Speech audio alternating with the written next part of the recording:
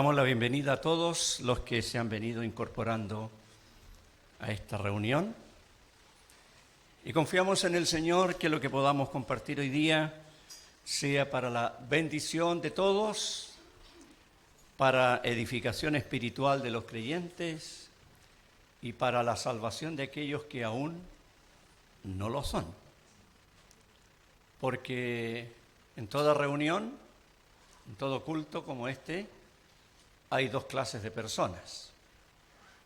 Y bueno, a medida que vamos viendo el tema, usted se puede identificar con uno de los dos grupos, porque hay solo dos, no tres. Antes de leer la palabra, les invito a orar al Señor para que Él pueda guiarnos en lo que vamos a compartir en este día.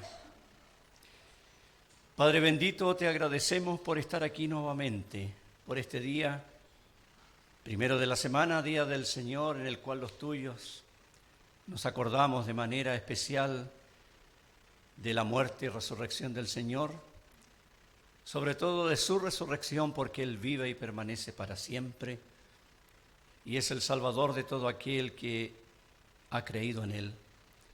Gracias te damos porque tenemos tu palabra con nosotros, y oramos que tú nos guíes en la lectura y en la exposición de ella, porque como dijo el apóstol, para estas cosas, ¿quién es suficiente?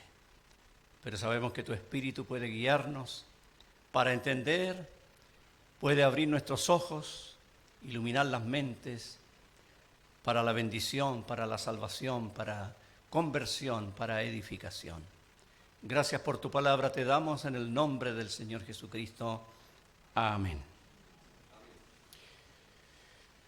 Los hermanos con buena memoria se acordarán que durante este año yo he venido predicando, cuando me corresponde, en el Evangelio según Juan, y hemos venido viendo algunos de los yo soy del Señor Jesús. Hemos hablado en Juan 6, cuando Él dijo yo soy el pan de vida. Después estuvimos en Juan capítulo 8, cuando el Señor dijo, yo soy la luz del mundo. Y en la última oportunidad analizamos allí en Juan 10 aquellos otros dos, más bien dicho, aquellas otras dos declaraciones del Señor. Yo soy el buen pastor, yo soy la puerta. Y es interesante que en cada uno de ellos el Señor habla en singular, porque solo Él es el pan de vida, solo Él es la luz del mundo, solo Él es la puerta, solo Él es el buen pastor. Hoy día vamos a avanzar a otro de los yo soy, y que de alguna manera tiene una connotación distinta, porque si hemos recordado los que acabo de mencionar, el pan de vida, la luz para no estar más en tinieblas, la puerta, el acceso a una vida abundante, el buen pastor que habla de protección, etc. Pero hoy día el yo soy, podemos decir así que es distinto y habla de un tema que a muchos no le gusta, incluso un tema que a muchos le aterra. Yo creo que ya algunos descubrieron qué tiene que ver este yo soy con aquello que acabo de mencionar. Si yo le preguntara aquí a todos, levante la mano el que le tiene terror a la muerte, no lo haga, pero más de alguno levantaría la mano. Le tiene miedo a la muerte. Y yo he sabido de personas que cuando se habla de la muerte se descomponen. Es algo muy terrorífico. ¿Qué va a pasar cuando deje este mundo, cuando deje de respirar?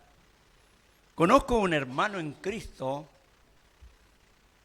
un hombre maduro en la fe, que a él no le gusta el tema de la muerte porque tiene una idea tan rara, siendo un creyente, un hombre que predica la palabra. No es aquí, no se preocupen, no es ninguno de los hermanos de acá y de allá de San Antonio. Dice que a él le da miedo el tema porque él piensa, voy a estar ahí en el féretro y voy a estar escuchando todo lo que digan los demás. Bueno, es una idea bastante loca, ¿no es cierto? Porque sabemos que la persona cuando muere nada puede oír porque su cuerpo está muerto. De repente hay ideas extrañas.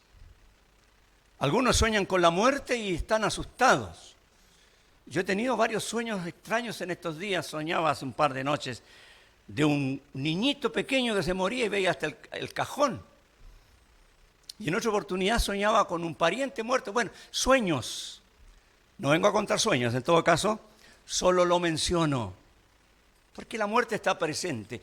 Y este yo soy tiene que ver con la muerte. No solo con la muerte física, también con la muerte espiritual y también con la muerte eterna. Porque en la Biblia se habla de la muerte en esas tres formas. La muerte espiritual, la muerte física y la muerte eterna o segunda muerte. Para saber de qué se trata, vayamos a Juan capítulo 11. Aunque yo sé que varios ya tenían el capítulo en la mente, pero ahora ya lo menciono. Juan capítulo 11.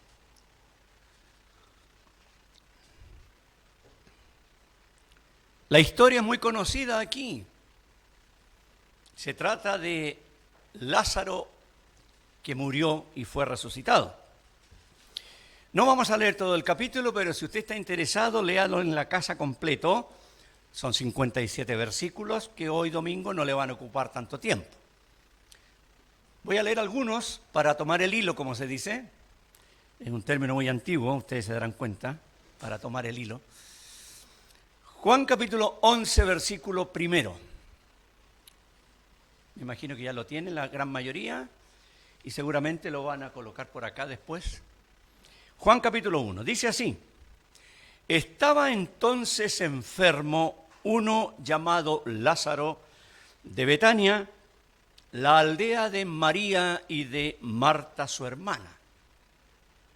María, cuyo hermano Lázaro estaba enfermo, fue la que ungió al Señor Jesús, al Señor con perfume y le enjugó los pies con sus cabellos. Enviaron pues las hermanas para decir a Jesús: Señor, he aquí el que amas está enfermo. Oyéndolo Jesús dijo: esta enfermedad no es para muerte, sino para la gloria de Dios, para que el Hijo de Dios sea glorificado en ella. Y amaba a Jesús, a Marta, a su hermano y a Lázaro. Pasemos al versículo 11. Verso 11. Vino pues Jesús y halló que hacía ya 4 días que Lázaro estaba en el sepulcro. Betania estaba cerca de Jerusalén como a 15 estadios, cerca de 3 kilómetros de distancia. Y muchos de los judíos habían venido a Marta y a María para consolarlas por su hermano. Entonces Marta, cuando oyó que Jesús venía, salió a encontrarle, pero María se quedó en casa. Y Marta dijo a Jesús: Señor, si hubieses estado aquí, mi hermano no habría muerto. Mas también sé ahora que todo lo que pidas a Dios, Dios te lo dará. Jesús le dijo: tu hermano resucitará. Marta le dijo: yo sé que resucitará en la resurrección, en el día postrero. Le dijo Jesús: yo soy la resurrección y la vida. El que cree en mí, aunque esté muerto, vivirá. Y todo aquel que vive y cree en mí, no morirá eternamente. ¿Crees esto? Le dijo: sí, Señor. Yo he creído que tú eres el Cristo, el Hijo de Dios, que has venido al mundo. Pasemos al versículo 38. Jesús, profundamente conmovido otra vez, vino al sepulcro.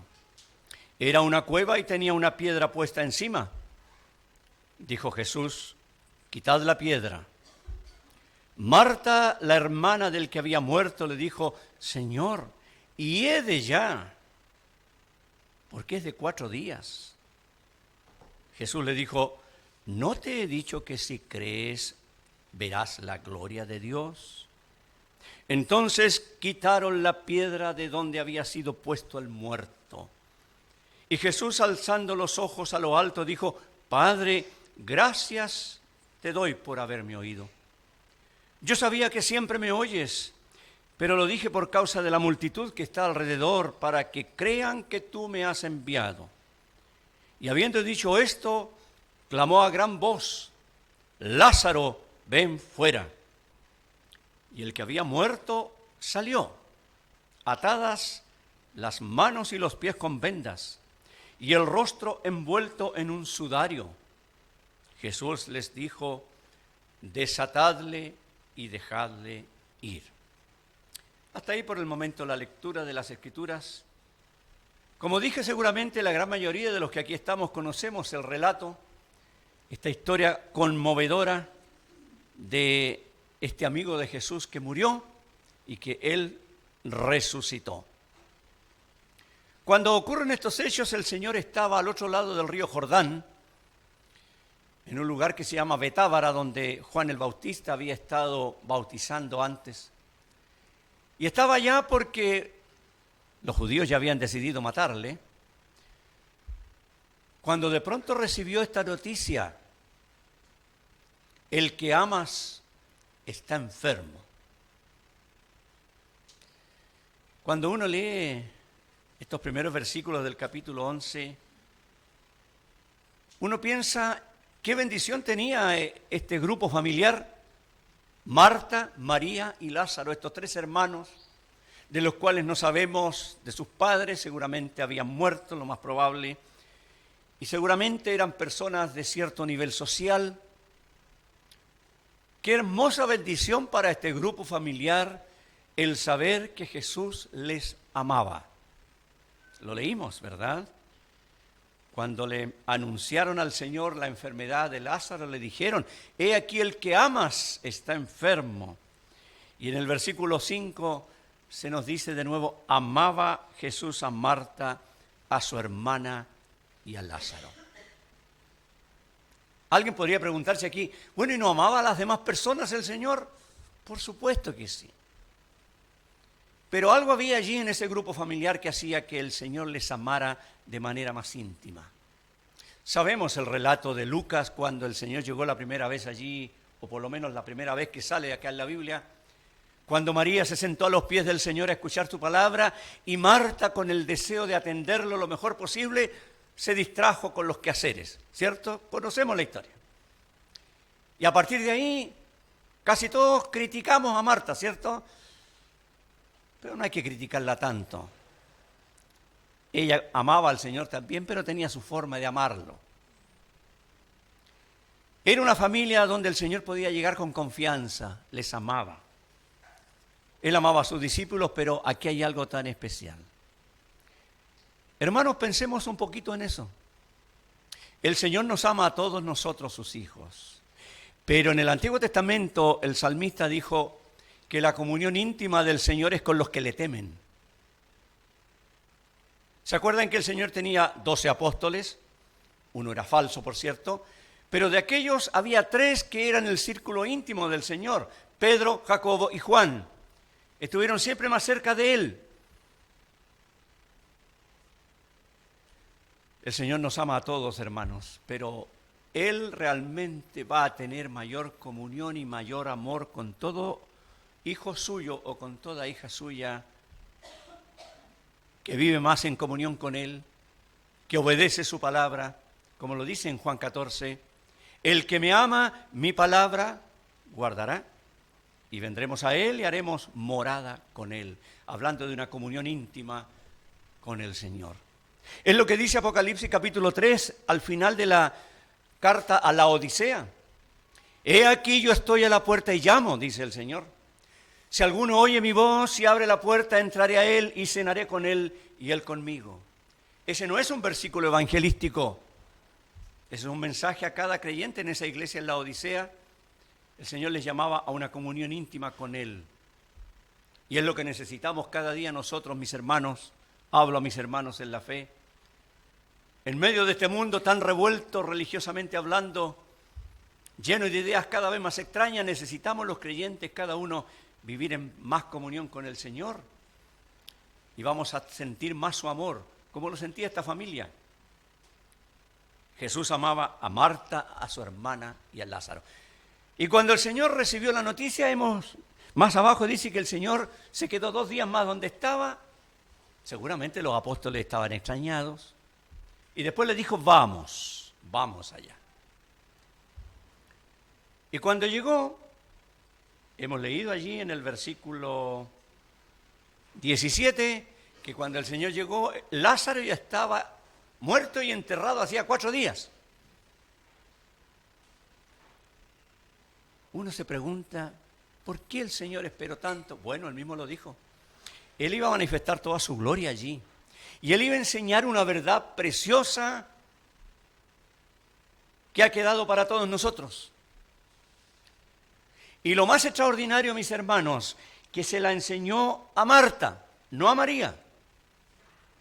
Yo sé que siempre en el pensamiento los creyentes favorecen a María sentada a los pies del Señor. Sí sabemos, fue una cosa maravillosa. Y ella siempre aparece en la Biblia a los pies de Cristo.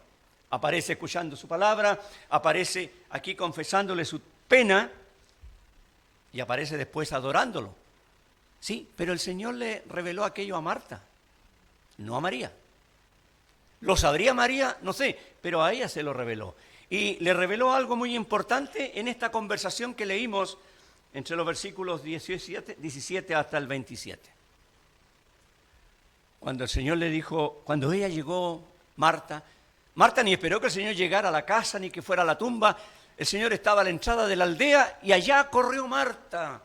Y le dijo, Señor, si hubieses estado aquí, mi hermano no habría muerto. Y siguió hablando ella.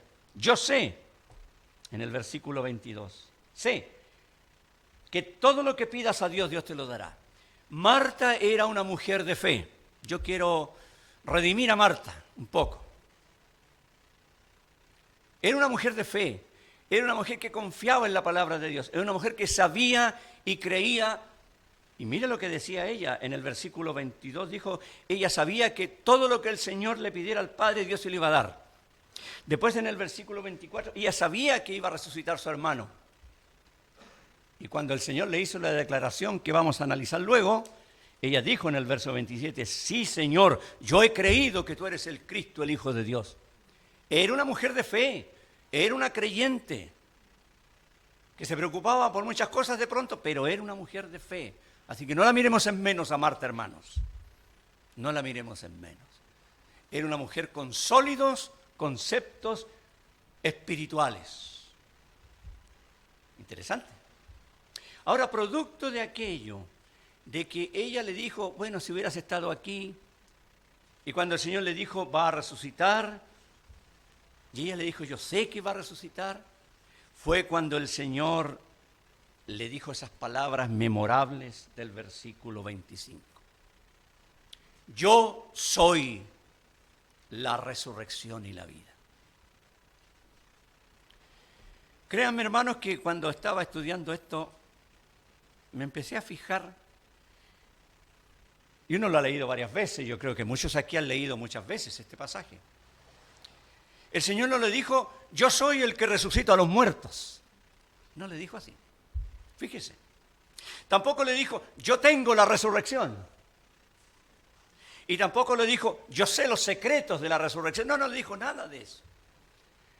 Él dijo, yo soy la resurrección. Él es la resurrección y la vida. Y agregó aquello, el que cree en mí, aunque esté muerto, vivirá. Y como dice alguna otra versión, aunque muera, vivirá. Y le agrega después, todo aquel que vive y cree en mí no morirá eternamente, no morirá para siempre. Y hermanos y amigos, esta declaración que el Señor hace aquí es una declaración tremenda, tremenda de grande. Porque para toda la raza humana el tema de la muerte es un tema complicado, para todos, aunque algunos traten de soslayarlo. O a lo mejor aquí alguno de los que está escuchando, pero no está escuchando porque está hablando de la muerte. Hubiera sabido, no vengo. ¿Cierto? Pero la muerte es la realidad más grande que existe, ¿sabía eso? No hay pueblo, ni aldea, ni ciudad en el mundo que no tenga un cementerio. Aunque sea un pueblecito chiquitito, tiene un cementerio. ¿Y qué le dice eso? La muerte es real. Me acuerdo hace muchos años, cuando estaba en Antofagasta, nos tocaba viajar de pronto a Tocopilla. Ustedes saben que es muy famosa la ciudad de Tocopilla por el Alexis Sánchez, ¿no es cierto? Claro. Nos tocaba viajar por el desierto.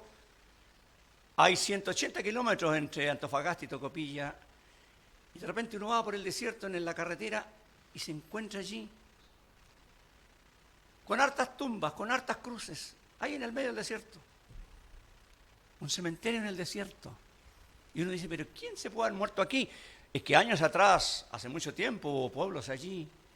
Me acuerdo que con las personas que andábamos nos detuvimos y empezamos a mirar las tumbas y nos llamó la atención que la edad de los muertos que habían allí, la mayoría eran niños. De por allá, de comienzos del siglo XX. Y sacando las cuentas, en aquellos años hubo terribles pestes y hasta niños murieron. Entonces, donde vaya usted hay un cementerio. ¿Sabe usted cuál es la única ciudad donde no va a haber cementerio? La ciudad celestial. Allí no habrá muerte. No habrá cementerio. No habrá tumbas. No habrá llanto, ni dolor, ni nada. Pero en todas las demás ciudades del mundo, aldeas, pueblos, villorrios, lo que usted quiera, ahí está el cementerio. Sí, la muerte es una realidad. Y la muerte a la gente no le gusta. Ahora, evidentemente, Dios a todo ser humano ha dado un instinto que se le conoce como el instinto de supervivencia, ¿verdad? Todos. ¿O hay alguien que vino aquí hoy día diciendo, yo hoy día me quiero morir? No, yo creo que no. ¿Por qué tenemos cuidado antes de atravesar la calle? Porque no queremos que nos atropelle un auto y nos mate, lógico. Nadie quiere morirse. Pero que hay temor a la muerte y que hay terror a la muerte, porque en algunos hay desconocimiento de lo que hay después de la muerte, claro que sí. Y otros se preguntan, ¿y por qué la muerte? ¿Por qué tenemos que morirnos? Ahí está el tema. Porque cuando Dios creó al hombre y a su mujer en el huerto del Edén, antes que formara a la mujer le dijo al hombre, ojo con eso, de todo árbol del huerto podrás comer, pero del árbol que está en medio del huerto, el árbol de la ciencia del bien y del mal, no comerás, porque el día que de él comieres ciertamente morirás. Dios se lo dijo a Adán porque Eva todavía no existía. Búsquelo ahí en Génesis 2. Después la formó a ella. Así que el que tenía la primera responsabilidad era el hombre. Interesante para pensarlo, hermanos. Lo dejo ahí nomás. Dios le dijo, mira, puedes comer de todo aquí, cualquier cantidad de árboles hermosos. Hay uno, el árbol de la ciencia del bien y del mal, ese es el nombre. No era un manzano, como cuentan los chistes fomes. Era el árbol de la ciencia del bien y del mal. Si tú comes, te mueres ese mismo día, le dijo Dios. Y nosotros leemos en el capítulo 3 que Adán comió. Bueno, comió Eva primero, comió Adán, y siguieron viviendo. Claro. Y después Adán llegó a los 930 años, antes de morirse. Y alguien dice, bueno, Dios dijo que ese día se iba a morir. Y no se murió. Sí, se murió, claro. Espiritualmente murió. Quedó separado de Dios, porque muerte en la Biblia no es lo que enseñan los testigos de Jehová ni los adventistas. La muerte no es aniquilación, la muerte es separación. Y en el caso de Adán y Eva fue la separación entre Dios y ellos. Inmediatamente que pecaron se dieron cuenta que estaban desnudos, se escondieron, se autojustificaron, se echaron la culpa unos con otros. No quisieron reconocer el pecado. Inmediatamente murieron delante de Dios. Se convirtieron en cadáveres espirituales. Y claro, pasó el tiempo y después se convirtieron en cadáveres físicos cuando murieron físicamente. Cuando el alma se separó del cuerpo. ¿Se fija?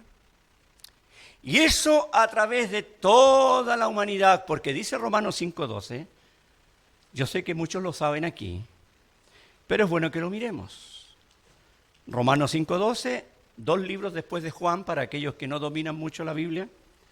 Romanos 5:12, el escritor dice lo siguiente, el apóstol Pablo: por tanto, como el pecado entró en el mundo por un hombre y por el pecado la muerte, así la muerte pasó a todos los hombres por cuanto todos pecaron.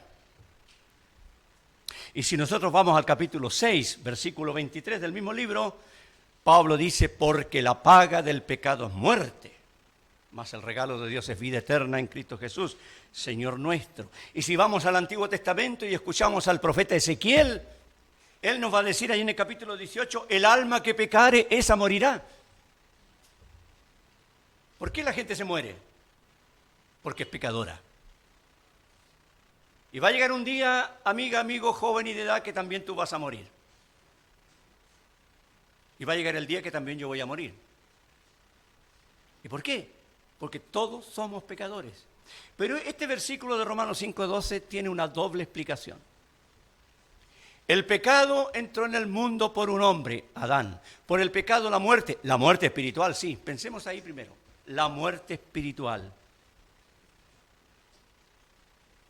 Y Pablo, escribiéndole a sus hermanos de Éfeso en el capítulo 2, les dijo, Dios os dio vida a vosotros cuando estabais muertos en vuestros delitos y pecados. La persona que no tiene a Cristo en su vida como su Señor y Salvador es un muerto espiritual. Y si en el día de hoy hay aquí algunos que todavía no se han entregado a Cristo, debo decirte algo que a lo mejor no te va a gustar, pero que es necesario. Eres un cadáver. Eres un cadáver. Espiritual, por supuesto. Tienes vida física, te mueves, conversas, hablas, escuchas, qué sé yo. Pero espiritualmente eres un cadáver. ¿Lo habías pensado antes? Un cadáver delante de Dios, sin vida espiritual. Vida para el mundo, para hacer todo lo que hay que hacer aquí en el mundo, pero para Dios nada. Y si hoy día viniste aquí es porque Dios te trajo. No viniste por cuenta propia ni porque quisiste venir. El Señor movió tu corazón. Porque el Señor quiere darte vida. El Señor quiere que dejes de ser un cadáver espiritual y tengas vida eterna. Esta es la verdad. Un cadáver espiritual. En la Biblia, aparte de la resurrección de Lázaro, tenemos otros 2 relatos de resurrecciones. Una niña que tenía 12 años y un joven, hijo de una viuda, del cual no sabemos el nombre. Ni de la viuda ni el hijo. Solo el nombre del pueblo donde vivía, Naín. Y este relato de Lázaro. Y es muy interesante, hermanos y amigos. La hija de Jairo tenía 12 años y cuando el Señor la resucitó, acababa de morir. El joven hijo de la viuda que llevaban al cementerio, ya lo llevaban al cementerio, hacía rato que había muerto.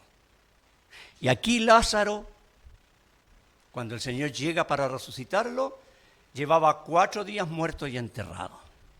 Y leímos que cuando el Señor le dijo, quiten la piedra, porque el Señor iba a llamarlo, Marta le dijo, Señor, está hediondo. Ya tiene 4 días de muerto. ¿Y qué aprendemos ahí? Saquemos una lección espiritual. Hay cadáveres espirituales de niños, recién muertos, por así decirlo. Todavía no hay tanto mal olor. Pero ya hay jóvenes que el olor fétido del pecado ya se siente, del cadáver espiritual. Y hay adultos que realmente la fetidez espiritual es terrible. Alguien dirá, oye hermano, ¿por qué es tan gráfico? Es que es necesario para que lo entendamos. Sí. Si cuando la Biblia habla muerto, habla de un cadáver. Todos sabemos que un cadáver es alguien muerto. Así que no estoy diciendo nada extraño. pero lo estoy diciendo para que usted y yo meditemos. Yo veo aquí cadáveres de niños, cadáveres de jóvenes, cadáveres de adultos, con vida física, pero para Dios absolutamente nada, porque la Escritura dice que la persona sin Cristo está ajeno a la vida de Dios, ajeno.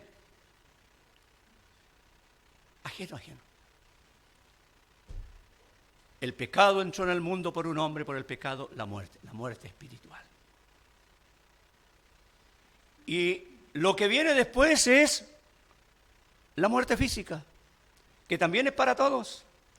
El pecado entró en el mundo por un hombre, por el pecado la muerte, sí, la muerte física, y la muerte física pasó a todos los hombres, por cuanto todos pecaron. ¿Qué hacer ante este asunto? Le pregunto, ¿puede un cadáver lograr tener vida por sí mismo? Por supuesto que no. Imposible. Un cadáver es un ser sin vida. Usted podría tener ahí un cadáver y podría patearlo, podría hacer lo que quisiera con él y el cadáver no va a hacer nada porque no tiene vida. Está muerto, inerte. Y espiritualmente, amados hermanos y amigos, es exactamente lo mismo. Usted no puede hacer nada para salvarse. Esto muestra la necedad de todas las religiones que le dicen a la gente que tiene que hacer cosas para llegar al cielo. Es una necedad. Porque ningún muerto puede darse vida por sí mismo. Tiene que venir alguien con poder, resucitarlo. De otra manera es imposible. Y a eso vino el Señor Jesucristo. Él vino a dar su vida en la cruz para dar vida eterna a todo aquel que en Él cree. Y ahora aquí en esta declaración, como lo veíamos cuando el Señor le dice a Marta, yo soy la resurrección.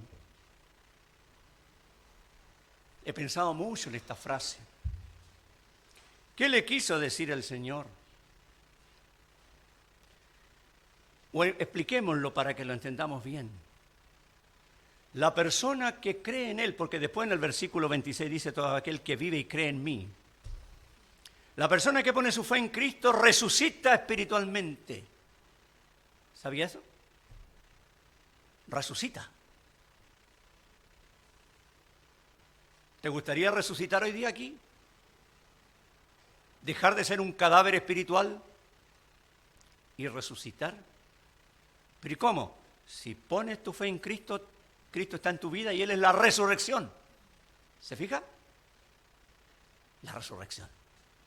Y es la vida nueva, la vida que no termina con la muerte física, una vida en la cual la persona va a vivir para siempre. Me parece que en una de las alabanzas, y el hermano Miguel repitió esa frase, unido a Él, no moriré. Pero dirá alguien, pero ¿y si nos vamos a morir igual aquí? Bueno, pero uno sigue viviendo eternamente. ¿Qué le parece?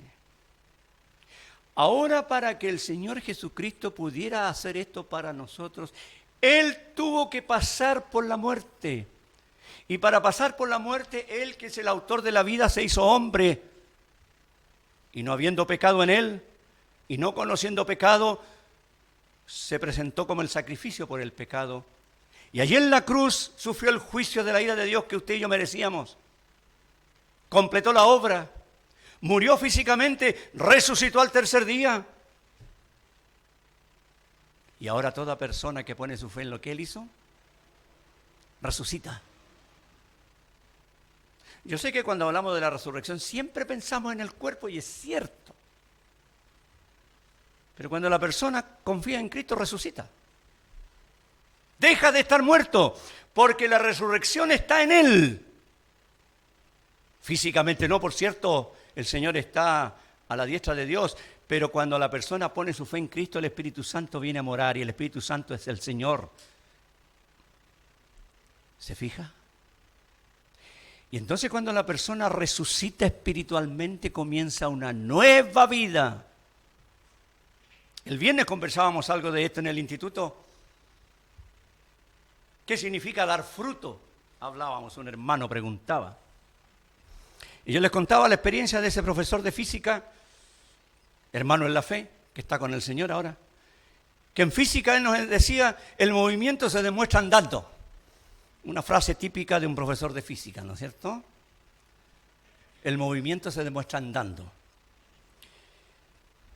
Y cuando hay vida, se demuestra que hay vida. Si uno mira la historia de la hija de Jairo, ¿qué pasó allí? Dice que cuando el Señor la resucita, ella empezó a hablar.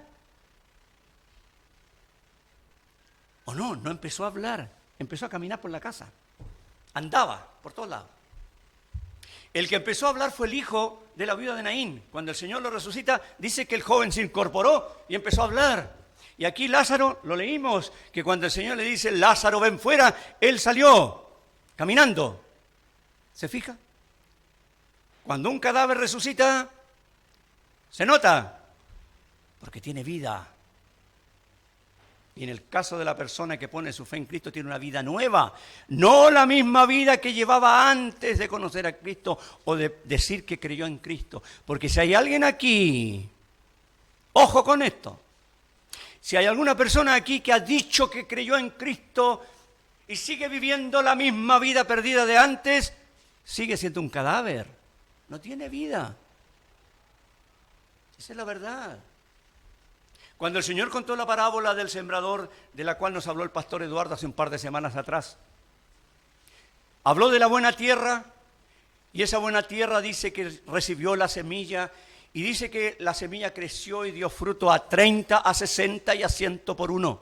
Es decir, hubo fruto. Algunas espigas dieron menos, pero dieron, porque tenían vida. Otras espigas dieron más porque tenían más fruto. Y hubo unas que el 100% hubo fruto. Entonces, cuando un cadáver espiritual cree de verdad en Cristo, resucita porque tiene a Cristo y tiene una nueva vida. Y eso se empieza a reflejar en el andar, en el hablar, en el conducirse, etcétera, etcétera, etcétera. ¿Cómo estamos con eso? ¿Usted ha dicho que creyó en Cristo? ¿Tú has dicho que recibiste al Señor Jesús como tu Salvador? ¿Y qué tal la vida? ¿Sigue siendo la vida de un cadáver espiritual?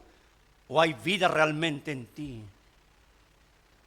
Hay que pensarlo y hay que verlo para no engañarse. ¿Se fija? Ahora, ¿qué va a pasar cuando pasemos de esta vida física? Cuando se produzca la muerte física. Bueno, la palabra del Señor es muy clara. Y aquí mismo el Señor está dando a entender algo muy precioso. Aunque la persona esté muerta, dice, el que cree en mí, aunque esté muerto, vivirá. ¿Qué significa eso?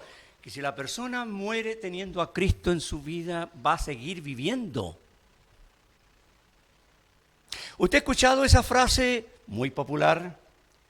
Cuando muere alguna persona, dice, dejó de existir. Lamentamos el sensible fallecimiento de etcétera, etcétera, que ha dejado de existir. Dejó de existir aquí en la tierra físicamente, nada más. Pero esa alma no ha dejado de existir. ¿Sabía eso? ¿Sabía usted que nosotros vamos a existir, ojo con la palabra que estoy empleando, existir eternamente? Ya sea la persona que tiene a Cristo en su vida, como la que no lo tiene. Va a morir físicamente aquí, pero va a seguir existiendo eternamente. ¿Qué va a pasar con la persona que fue resucitado espiritualmente al confiar en Cristo? ¿Qué va a pasar cuando le toque morir? El cuerpo va a ir a la tumba. Dice la Biblia que va a dormir allí. Y es interesante, mis hermanos, y esto para que usted lo estudie también, ya, que la Biblia cuando habla de la muerte de los creyentes habla de que su cuerpo está durmiendo. ¿Usted ha visto a alguna persona cuando está durmiendo profundamente y que no respira muy fuerte, sino que está ahí pero quietito? Y uno lo mira y parece que estuviera muerto, ¿verdad? Sí. La Biblia nos dice que el creyente duerme en Cristo, no el alma. Ojo, los adventistas mentirosos y los testigos de Jehová mentirosos dicen eso. Por eso es que cuando un adventista se muere, ponen ahí, ha descendido al sepulcro fulano de tal. Porque para ellos el sepulcro, ahí está el alma, está todo y qué sé yo. La Biblia no enseña eso. No. La Biblia enseña que el cuerpo va a la tumba a dormir. Y en el caso del creyente es como que estuviera durmiendo. ¿Se acuerda del primer mártir llamado Esteban? Dice que después que dijo las últimas palabras que mencionó, dice la Biblia, habiendo dicho esto, durmió. Y Pablo, cuando enseña acerca del arrebatamiento de la iglesia en 1 de Tesalonicenses 4, él dice, no os entristezcáis acerca de los que duermen. No. Porque va a llegar el momento cuando el Señor va a venir y aquellos que durmieron en Cristo van a venir con Él. Me recuerdo la explicación que dio un siervo del Señor hace muchos años. Cuando dice, los que durmieron en Cristo, significa los que fueron acostados en sueño por Jesús. Literalmente significa eso. Cuando muere un creyente, cuando muere un hijo de Dios, cuando muere una persona que era un cadáver espiritual, pero fue resucitado espiritualmente cuando puso su fe en Cristo, esa persona, el Señor como que lo hace dormir. Su alma se va con Cristo y el cuerpo queda a la espera de la resurrección. No sé si usted ha tenido ocasión de ver morir a algún creyente. Yo nunca había tenido la oportunidad hasta el año pasado, en Santiago, el 1 de enero. Un hombre mayor, anciano, de unos, bueno, no tan anciano, 79 años, enfermo de un cáncer. Un hombre que había sido muy duro en cuanto a las cosas de Dios, tenía mucho conocimiento de Dios y hablamos muchas veces y siempre discutíamos, porque no tanto discutir, sino que hablábamos porque él tenía unos argumentos bien raros, pese a que a él se había criado desde chico en las cosas de Dios y en la casa de él hacían cultos, conocía la Biblia al revés y al derecho. Pocos meses antes que muriera, no sé si serían unos 2 o 3 meses antes, le visitaban unos hermanos de una congregación en Santiago y allí este hombre dijo, dejo de luchar con Dios. Él luchaba contra Dios ahí con sus argumentos, pero se dio cuenta que estaba equivocado y puso su fe en el Señor. Y pasaron los días y la enfermedad se agravaba con oxígeno y tantas cosas que tenían que hacerle ahí postrado en su cama. Y de repente él decía, me quiero ir con el Señor y el Señor no me viene a buscar. Mire cómo había cambiado, ¿no? Y me acuerdo que el 1 de enero del año pasado estábamos ahí, estaba su esposa, estaba una de sus hijas que ustedes conocen, la hermana Gladys. Y de pronto yo me puse a orar, primero canté unos himnos, le canté, porque a él le gustaba que cantara. Y después que canté, me puse a orar. Y sabe que termino de orar, lo miro, y se había ido en una paz tan grande, se había ido. Había sufrido mucho el último tiempo, era terrible. Pero cuando llegó el momento, el Señor lo acostó en sueño. Su cuerpo y su alma fue estar con Cristo. Así es la muerte de un creyente, bueno, con distintos aspectos, pero el creyente cuando muere, muere así. Mis hermanas me contaban cuando mi padre falleció, que las últimas palabras que él dijo, hasta luego, Señor, y se fue. Sí, un creyente, una persona que resucitó espiritualmente acá siendo un pecador perdido y recibió vida eterna, al momento de partir de esta tierra, duerme realmente su cuerpo en paz y su alma está con Cristo, presente al Señor. ¿Va a ser esa la muerte suya? Si te tocara morir, ¿vas a morir así tranquilo? A lo mejor aquí hay hermanos que tienen experiencias de parientes creyentes que partieron y los vieron, y vieron también la tranquilidad con la cual murieron, más allá de dolores, de sufrimientos. Así es la partida del creyente, porque parte para estar con Cristo, y como dice el versículo 26, no va a morir eternamente, no va a morir nunca más. Pero si está muerto, dirá alguien, es que ahí el Señor está hablando de la muerte final. Porque amiga, amigo, si usted sigue viviendo como un cadáver espiritual aquí, si no recibe la vida eterna en Cristo Jesús y muere físicamente, su cuerpo va a ir a la tumba.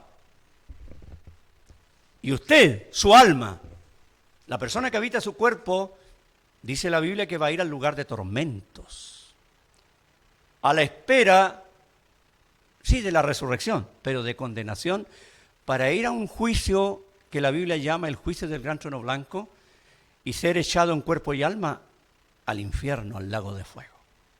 La muerte segunda. Qué diferente, ¿verdad? ¿Y cuál es la causa de que eso pudiera pasar? Confiamos que no le pase. Por eso es que usted está aquí. Por eso es que le estamos hablando la palabra del Señor de esta manera. Todo depende de qué va a pasar con usted, con Cristo. Si se va a humillar, se va a arrepentir delante de Él y le va a decir, sí, Señor, yo soy un pecador perdido, un muerto espiritual, pero pongo mi fe en que tú moriste y resucitaste por mí, te recibo como mi Salvador, o como quiera decírselo, le estoy dando una idea nomás. Si eso pasa en su vida, ahora usted va a resucitar aquí. Ninguno de nosotros se va a dar cuenta, pero va a resucitar espiritualmente. Va a resucitar espiritualmente. Y cuando llegue el momento de partir, va a partir con Cristo y no va a morir eternamente. Por eso yo le decía que todos vamos a seguir existiendo eternamente. Algunos, los creyentes, vamos a estar viviendo eternamente con Cristo. Pero los que vivieron y murieron como cadáveres espirituales aquí, van a seguir existiendo perdidos eternamente en el infierno. Y esto no es cosa de chiste ni para reírse. Es una realidad bíblica. Hoy te puedes reír aquí, pero si tu alma pasa a la eternidad sin Cristo, estarás perdido eternamente en la muerte segunda y nunca te reirás ni siquiera un segundo. Esta es la verdad bíblica. ¿Qué va a hacer con Cristo? El Señor te quiere resucitar ahora espiritualmente. Él es la resurrección, Él es la vida. Él quiere darte esa vida que solamente Él puede dar y que la ganó para nosotros mediante su propia muerte en la cruz y su resurrección. A mí me gusta hablar de la resurrección, no me gusta dejar al Señor muerto. Es cierto que murió una vez, pero resucitó y vive. Y vive en la virtud de una vida que no se destruye. Y está presto para darte vida eterna aquí y ahora y para toda la eternidad. Y que aunque mueras físicamente, no vas a morir eternamente nunca, porque vas a estar con Él. Qué preciosa realidad bíblica, qué preciosa declaración. Es una cosa tan inmensa esta. Y ojalá, hermano, cuando tenga tiempo, siga meditando en esto, porque es muy precioso. Yo soy la resurrección y la vida, dijo el Señor. El que cree en mí, aunque muera, vivirá. Y todo aquel que vive y cree en mí no morirá jamás. Eternamente con Cristo en gloria.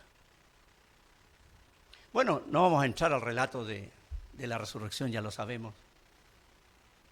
Pero quería darle estos pensamientos, mis amados hermanos y amigos, para que cada uno aquí se identifique. ¿Tiene ya vida eterna en Cristo? ¿Puede decir con certeza, Cristo es mi Salvador? ¿O todavía está convertido en un cadáver espiritual? Y a medida que pasen los días, si no te entregas a Cristo, la putrefacción espiritual va a ir aumentando.